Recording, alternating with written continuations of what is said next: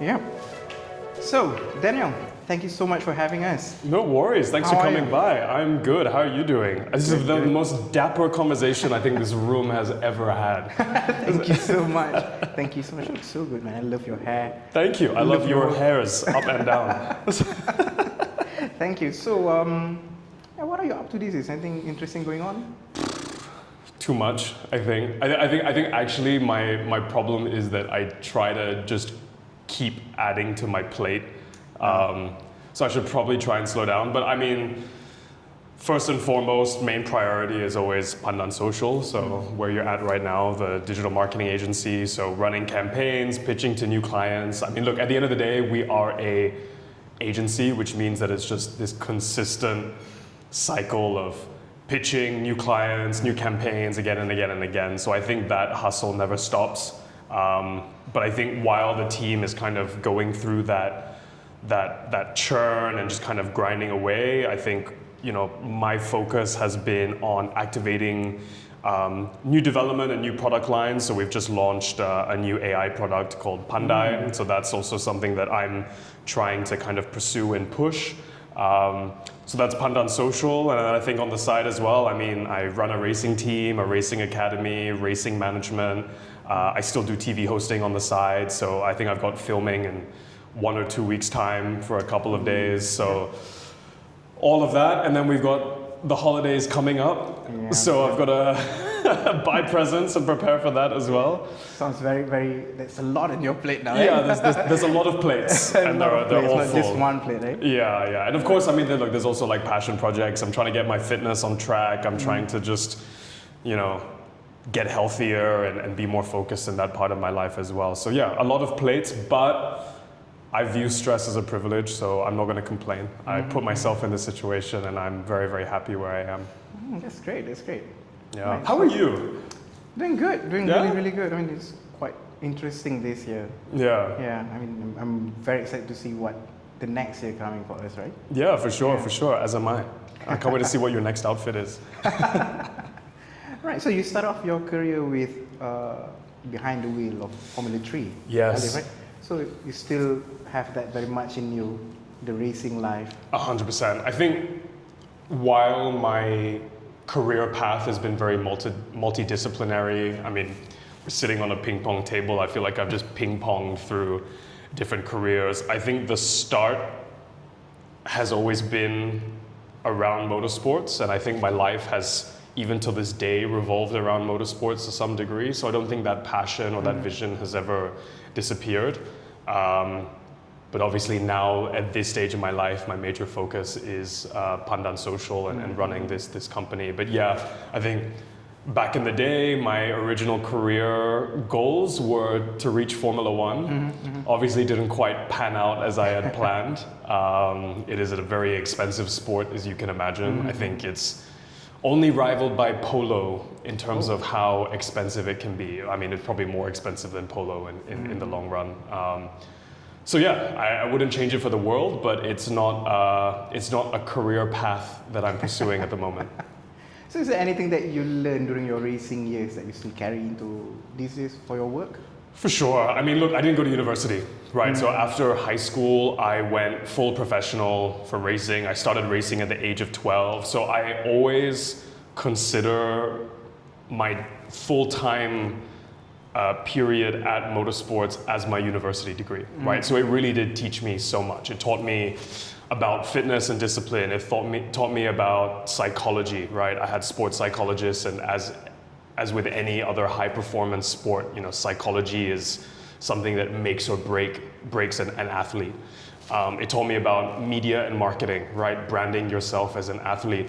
At the end of the day, I was trying to get sponsorship for millions and millions of dollars, not ringgit, right? Like dollars. So in order to even stand a chance of getting that, you have to learn how to carry yourself, present yourself, learn how to talk, learn how to provide value to brands and sponsors that want to partner with you, right? And I think all of these then carry forward to different parts of my career later on. And I think more than anything, as a high performance athlete, it's all about consistency and pushing through. And I think when you start your journey as an entrepreneur, that's when you start to see a lot of similarities from a sporting career.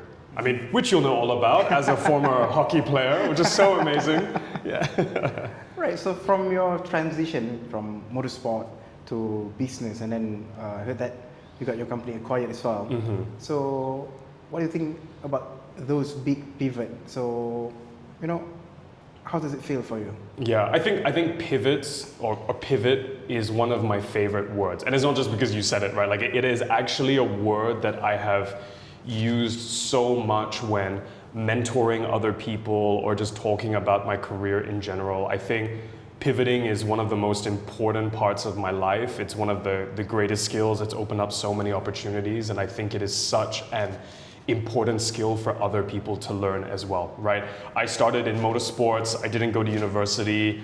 My first job was in event management, and then I got into consulting. I've worked in Malaysia, in Australia, in Singapore, in the US, and then as a consultant, I then pivoted into starting Pandan Social as a digital marketing firm, right? Not because I was necessarily passionate about it, but because in the heat of the moment, I pivoted in my previous job and then decided to be opportunistic and start Pandan, right? So my entire life has been defined by the word pivot.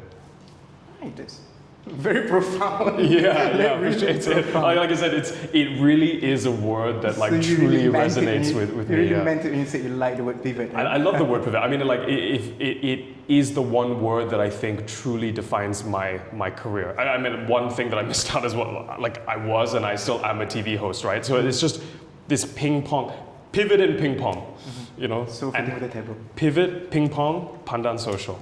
All the P's. So fitting here, Pandan Social, ping pong table. Exactly, pivoting. I know. Something you like. Paniel. Sorry, Daniel. So talking about Pandan, right? So Pandan Social, I believe it's a brand that really helps other brands to understand Gen Z. Are you a Gen Z yourself? I think technically I'm a zillennial. Zillennial. So from what I've read online, Gen Z is like 1996 onwards, but then millennials also end on 1996. So I'm the one age group that like perfectly falls between the two categorizations. So you can pivot wherever you want. I can pivot, I can chameleon, I can do all of that. Yeah. So I mean, I wouldn't change it for the world. I think I grew up at just the right time to understand both generations. And yeah, and this definitely helped us with the content that we create for our clients at Pandan Social. I believe it's the golden era there for you, because you are in between the time where internet is already up and people are still exploring internet, right? Yeah, and I know how to let go. I'm addicted to my phone, but I can also switch it off. I think that's probably from your training during your professional. Yeah, true. High performance sport era, right? So speaking of which, do you think? What do you think other brands misunderstood about the Gen Z? Yeah, I mean, I hate when people speak in absolutes, right? When they say Gen Zs are this, and it's always, if you read any magazine or some clickbait publication online or some, someone's LinkedIn post that's gone viral, it's always Gen Zs are lazy and Gen Zs are disloyal and they're gonna hop between everything. And it's all of these like super sweeping statements that really frustrate me because it just shows a complete lack of empathy and understanding beneath the surface of a generation that is different to them, which is completely understandable because every generation is different than the last. And so I think all of these sweeping statements are inherently wrong, right? Like, we're not lazy and we're not disloyal. And I'm gonna say we, even though I'm a zillennial. I think there's just a shift in priority, which is a different P. I think that their priorities and objectives of what they want to receive from a workplace has changed, which means that workplaces and companies that do not adapt to these different values will lose Gen Zs, and they're the ones that are going to be writing these sweeping statements and have frustrations because they just feel lost and out of touch with this generation. But at the end of the day, I think they're focused more on well-being. They're focused more on values, right? Back then, it's you stay in one company and you know, climb up the corporate ladder, and maybe it's all about the income that you earn. But right now we've had staff that have joined us or even left us, not for money, but for personal growth, for mental well-being, for cultural alignment, for, you know, we've had people join us from the biggest agencies in the world, right, that have footprints here in Malaysia. I don't have a portfolio that can rival that of, you know, the big four, you know, the biggest agencies on earth. Like, of course I can't. They have hundreds of people. They have benefits that I can't give, right? But at the end of the day, we've had people leave those institutions and come to work with us at Pandan Social, taking a pay cut, taking a job title cut, because they resonate with the culture and the values that we have, right? And does that mean ending work at 6 on the dot, which is what everybody does now, or 6:30, you know? Maybe we push it a little bit now because it's a crazy part of the year. Do you have opening here? Yeah. No. We don't have the punch cards, you know, that prove what type people come in and out. You know, we've rejected clients before, even after starting with them, because there's a cultural misalignment.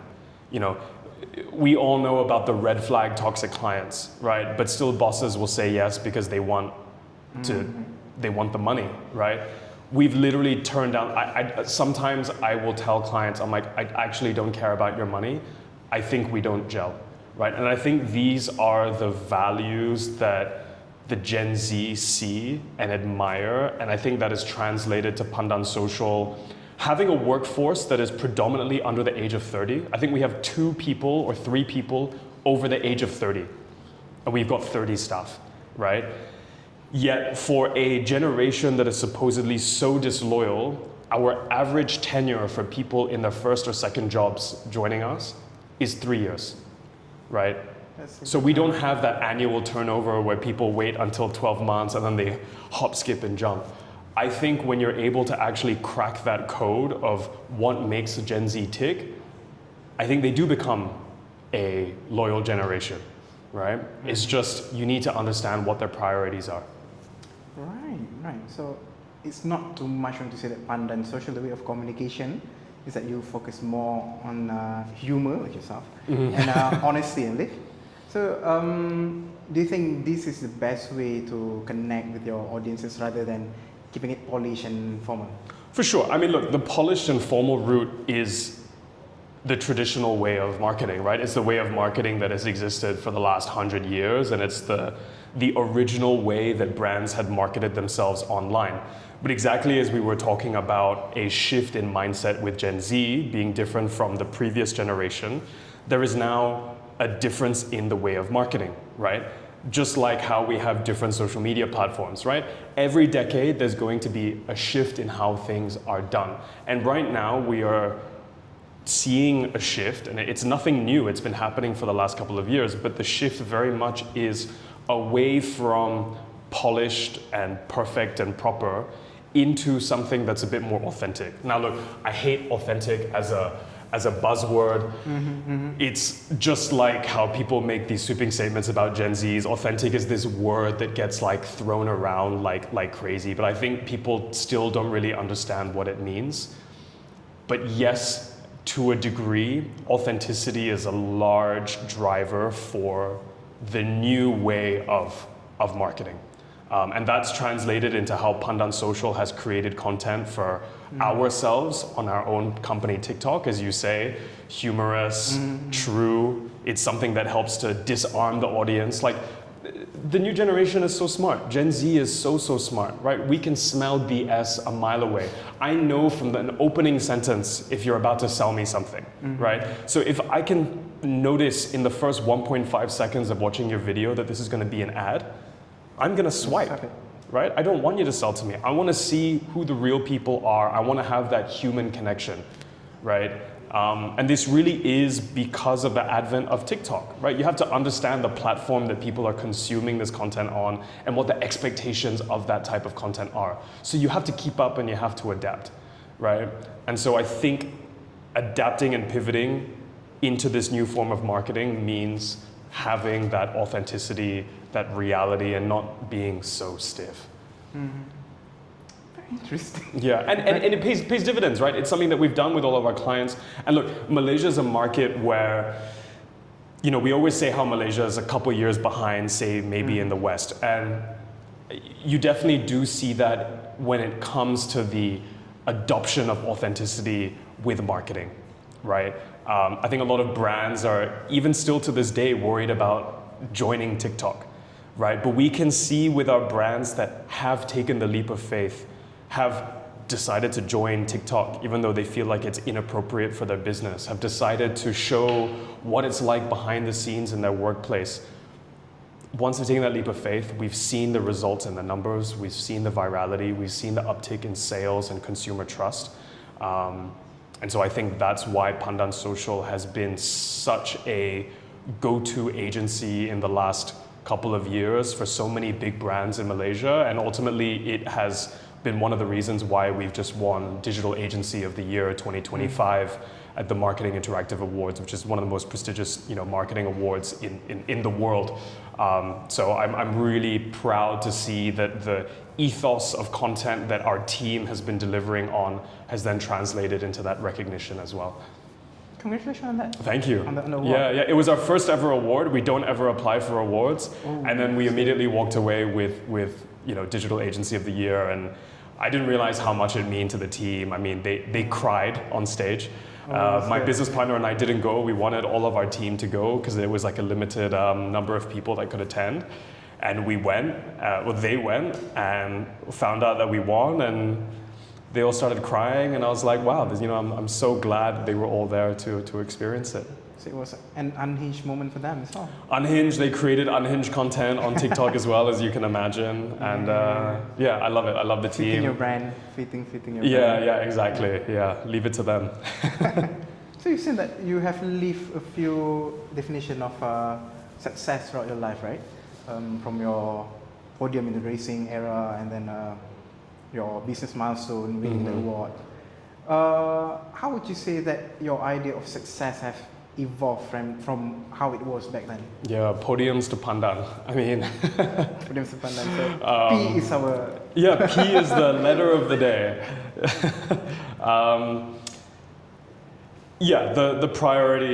The priority has shifted a lot, right? I think during my racing days, the perspective was a lot more selfish, a lot more self-centered, right? It was about me as a person winning. It was always about me getting better. It was about me putting in the effort, me as an individual garnering those results, right? At the end of the day, it's down to just you. You put your helmet on and it's whether you win or not, right?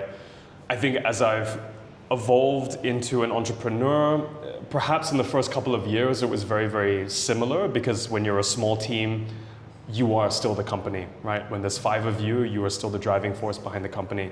But I think particularly as we've grown to this size of 30 people, as we've grown to so many brands where I cannot have that personal involvement in every single step of the way, the priority has really shifted into one of giving the team more autonomy to run the business on their own, to make decisions on their own, and to allow them to grow as well, right? And so I can't profess to be an expert in this domain yet, right? Like, this is a very new transition for us, really trying to build up a team that is sustainable on its own, right? And this is always a big transition point in any entrepreneur's journey. When do you decide to hand over the reins to other people because you feel like you're the best person at sales, you're the best person at client communications, you're the best person at creativity, you're the best person at proposals.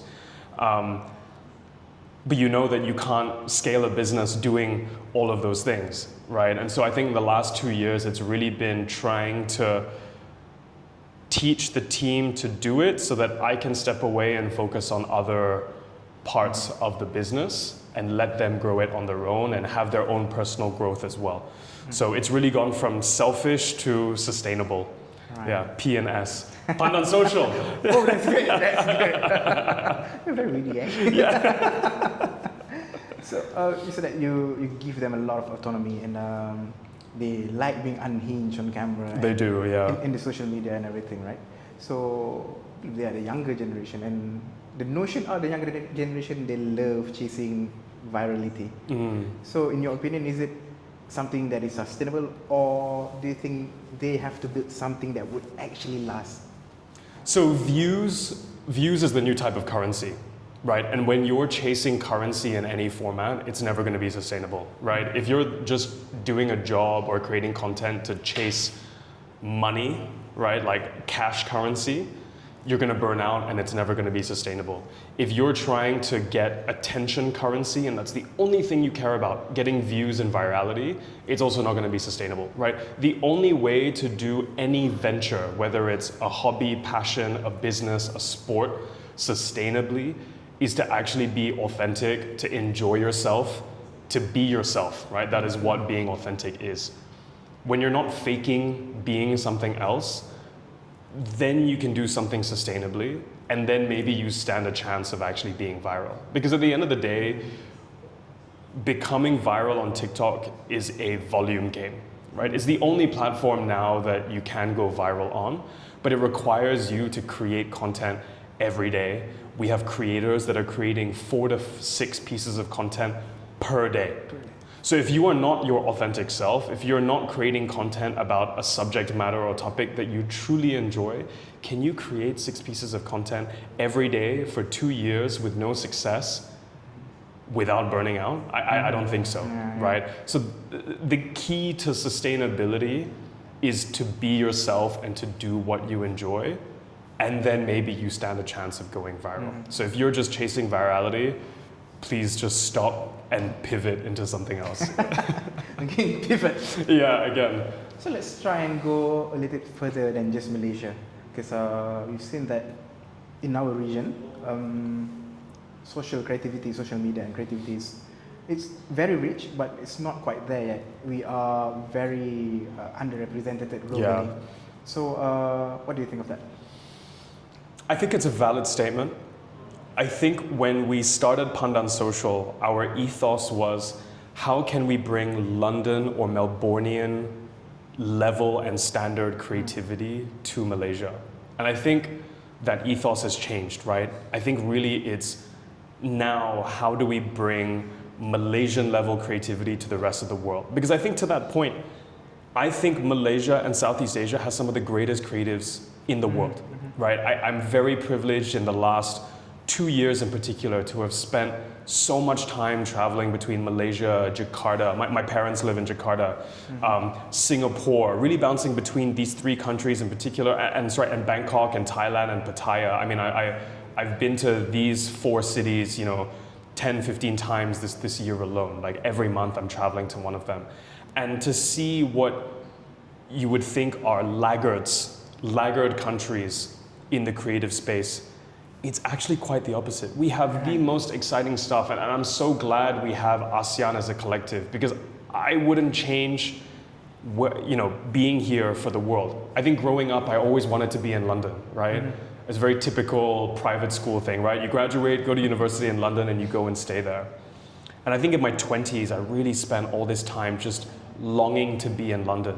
But actually now, as I get towards the end of my 20s, I realized I'm in the greatest part of the world, not just for economic potential, but for creative potential, right? Some of the stuff coming out in KL and Jakarta, Indonesia in particular, is unbelievable. The Thais, their advertising industry, their creative industry, level, right? fashion industry, as you all know, it is unbelievable. And what a privilege it is to be in this region that has the most growth potential in the world and is so ripe for opportunities, right? And I think that's why Pandan Social is sitting at such an interesting juncture right now. So a very long way to answer your specific question. I think it's not a case of necessarily fostering more talent. I think the talent is there. Of course, developing the grassroots and ensuring there's a sustainable flow and education of new talent joining the workforce is a key. But what will make us world-class is learning how to market ourselves to the world, right? The West, the Europeans, are very good at exporting their creative talent. I mean, we were talking about Suits, right? Italians have exported fashion, suit making, shoe making, etc. as the world's best, right? So why are we not exporting ourselves in so many different facets of the creative industry, whether it's fashion, whether it's marketing, whether it's developing new materials. I mean, we're in such an incredible part of the world to develop sustainable materials as well, whether it's the culinary space. You know, Malaysia's booming with new cafes and restaurants and Michelin Guide and Michelin Star outlets. You're from Penang. KL and Penang are these creative powerhouses where people are starting to come back and develop new creative kind of outlets for themselves, right? And so I think we're really at the cusp of a renaissance of developing new creative ideas and institutions. And we're slowly getting there where we can market ourselves to the world. But I think that is the missing link right now. Yeah. To market ourselves. To market ourselves, to go overseas and to show them we have the best cuisine in the world. We have incredible talent in fashion. We have incredible talent in advertising. We have incredible talent in theater, in filming movies and production. I mean, look at the powerhouses that are in Malaysia for animation alone. You know, the world's biggest companies outsource animation to Malaysia. Exactly that. Most people don't know that, Yeah, right? So Marvel again, use our service as well. exactly. So every time I learn about these things, I'm like, wait, what? The world's best use Malaysia? So we're already executing at a world-class level, but even us Malaysians don't know what we're best at. Right? So it's marketing ourselves to the rest of the world so that they know. I think if we can, you know, really tackle that in the next 5 to 10 years, we will fulfill that potential that we have as a nation and as an ASEAN bloc as well. No, interesting. Now it sounded very ASEAN. I am, yeah, I mean, it's not just because the conference happened here and I have no ambition of being a politician, but I think it's because I genuinely feel that passion, right? I love this part of the world that we're in. I'm so passionate about this part of the world. And so I think I would love to just see it come to fruition because that potential has been there for so long. So earlier you talked about your AI rendition of Pandai, is it? Pandai, yeah. Play on words.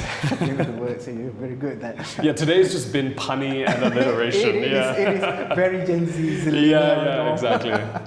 So in terms of AI in creative space, where do you think we still have the upper hand?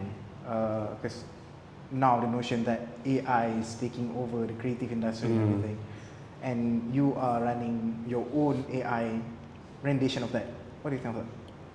So I think AI is a tool, right? So I think if we go back to a statement that I made earlier, I really don't like when people speak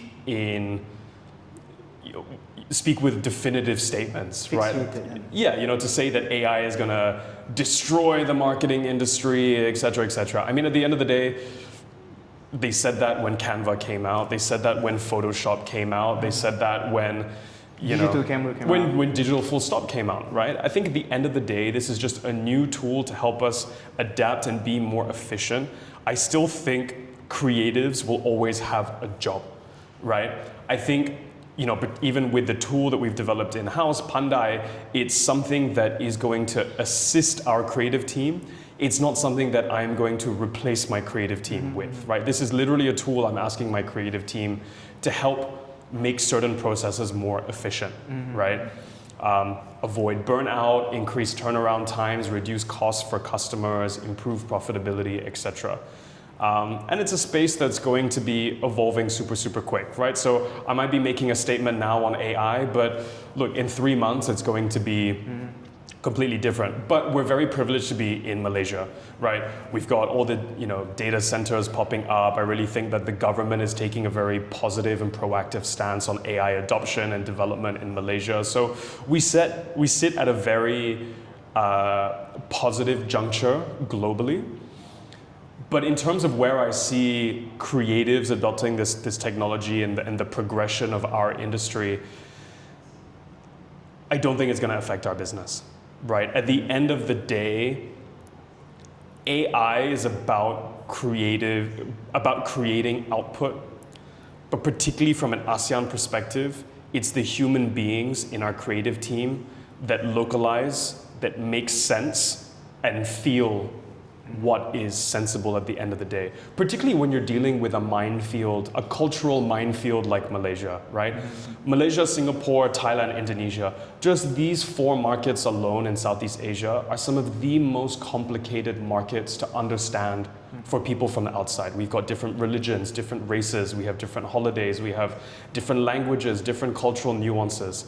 And while AI may be able to create content that can navigate all of these different pillars, I really think that that human gut feeling and sentiment is still something that clients will come to agencies for, right? We have some of the world's largest brands coming to us to localize and sense check content throughout ASEAN, and I think that is such a huge responsibility and something that can't be offloaded to AI just yet. And look, at the end of the day, if it does get offloaded to AI, there's still so much that we as human beings have to offer at the end of the day, customer service, etc. So for us, it's all about continuing to adapt to what our customers need, using the newest tools to adapt.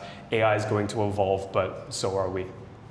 And being in the field yourself, do you think is there any particular set of skill that creative leaders should hone at to adapt to the AI world? For sure, plurality, right? Plurality is the number one skill that anyone needs in the workforce right now, right? So plurality, adaptability, really having that kind of T skill set, right? Being able to be across a large amount of skills, being a generalist at the top, but then of course having a hyper fixation and depth of knowledge on a particular skill. So I think now more than ever, creatives are so much more than just graphic designers. Animators are so much more than just animators. Copywriters are so much more than just copywriters. We ensure that at Pandan Social, we try to give people opportunities to cut across their own job scopes and to experience different things, right? We get the animators to teach the designers. We get the designers to teach the animators. We teach the copywriters how to delve more into generative AI, not just in terms of copywriting, but in terms of visuals as well. And so we're really building a team of generalists in our creative department. And I think once they learn to flex that muscle of being able to pivot and adapt, who knows, in 2 years, there might be a new thing that overtakes AI as the newest skill. But I think now that we've taught our team to adapt, we're going to be ready for whatever that is, and they're going to be ready for whatever the new tech is in the future. So I think it's learning to learn as a skill that it has to be taught to teams. But I think once they crack that and learn to flex that muscle, I think they'll be completely fine. So another P word, plurality. Plurality, yeah, exactly. We're going to make a list. We can start using it now. We're going to edit this video and have the ding, ding, ding, ding. Okay, I think enough about business. I would like to have a real talk with you now. Sure. Oh, let's get deep. So, as far as you remember, when was the last time you hit failure? And what does that failure taught you? Oh, come on, man, I fail all the time. I literally fail all the time. I mean, look, last week we pitched to a massive automotive brand over 2 countries and we didn't get shortlisted. So that was a failure. We failed on a creative pitch, and that's completely normal. It's completely fine, right? We got good feedback from the client, we learned, and it's something that we're gonna have to debrief with the team on to improve for next time. So failure for a creative agency is an inherent part of the process. You're going to win some pitches, you're going to lose some pitches, right? So failed there. In motorsports, we fail all the time, right? I still actively coach for my racing team almost every weekend. One of my drivers just won the Asian Championship and the Malaysian Championship, and my other drivers lost out on the title, right? So there was winning and there was failure there as well. So it's funny, I think until you ask that question, it's not really something that I dwell on, because I'm so used to having failures as an inherent part of the process to achieve success. So the question is, I fail all the time. I probably failed with something today, And I'm going to fail with something tomorrow. Probably this morning, we got a little bit late. Probably this morning. Planned. Yeah, exactly. Yeah, probably woke up a little bit later. I think I got here a little bit later to switch on the lights and the aircon, so that was a failure. But I also know that there's going to be wins all the time, so you just got to keep learning and pivoting from there. Right. So because I think you're turning 30 next year. Yes. Almost to 30. So Almost. if you have anything to give as an advice to your 19-year-old self still doing racing, what would it be? I could be very introspective and deep and come up with something very thought-provoking. Maybe my first bit of advice would be to tell myself to slow down. But actually, I think that would do myself a disservice and would be not true to my being and my character, right? Because I think I've always been quite ambitious, and particularly so when I was at that age. So I wouldn't tell myself to be any different. But I think actually I just tell myself, like, it's fine. Like, you're on the right track. I think at that age, 19, that's exactly when my racing career officially ended, right? All hopes of being a professional driver, making it to Formula One kind of got flushed down the toilet at that age. So I think it'd be telling myself, there's more to come and you're on the right track. It's been really profound. Maybe it is profound. Yeah, I think I didn't seem profound, but I think just keep doing what you're doing, right? Because the most cliche way of doing that is maybe give something advice, not to do this, not to do that. And for you, it's like, keep on doing what you're doing. Yeah, but embrace the failures, right? Like, that was the biggest failure of my life, right? It was my racing career ending. So it seemed like a failure back then, but it's not as much for now. sure. Yeah, I mean, if I killed a dream, like massive dream of mine, still is a dream now, but I mean, it's led me to where I am today, so I wouldn't change it for the world. Okay, one last unofficial question. Okay, hit me. Do you have any story from your racing days that you still replaying in your mind over and over again, whether it's something embarrassing, something victorious, or it would be great if it's something that have never been shared before? Oh. So you heard it first in GC magazine. I have a lot of stories that I can't tell you while the camera is recording, and it will get me in a lot of trouble. So I can tell you those when we stop filming. Outside of that, I mean, cool stories that I can share that maybe not many people know is I was teammates with Max Verstappen at one point in 2011 in Italy in one of the World Championship races in go-karts. So we were in sister teams, but essentially teammates. And him and his dad actually sent me to the hotel every night. We were staying at the same hotel. So he's actually someone that I knew at one point, have lost contact. So Max, if you're watching this, hit me up. Yeah, now he's a multiple world champion and arguably the greatest driver to have ever lived in history. We'll tag him. Yeah, go for it. I do not think he's going to see any of it. Hopefully he will. But yeah, hopefully he does, yeah. All right, I think that's about it. Thank you so much for your insight. Amazing. Thank you so much for your time. Thanks for the great questions. Thank you for your time. Thank you My for having us. My absolute pleasure. So, with that, we'll end our interview, the official one. Perfect. Thank you. Yeah, thank you very much. Appreciate that.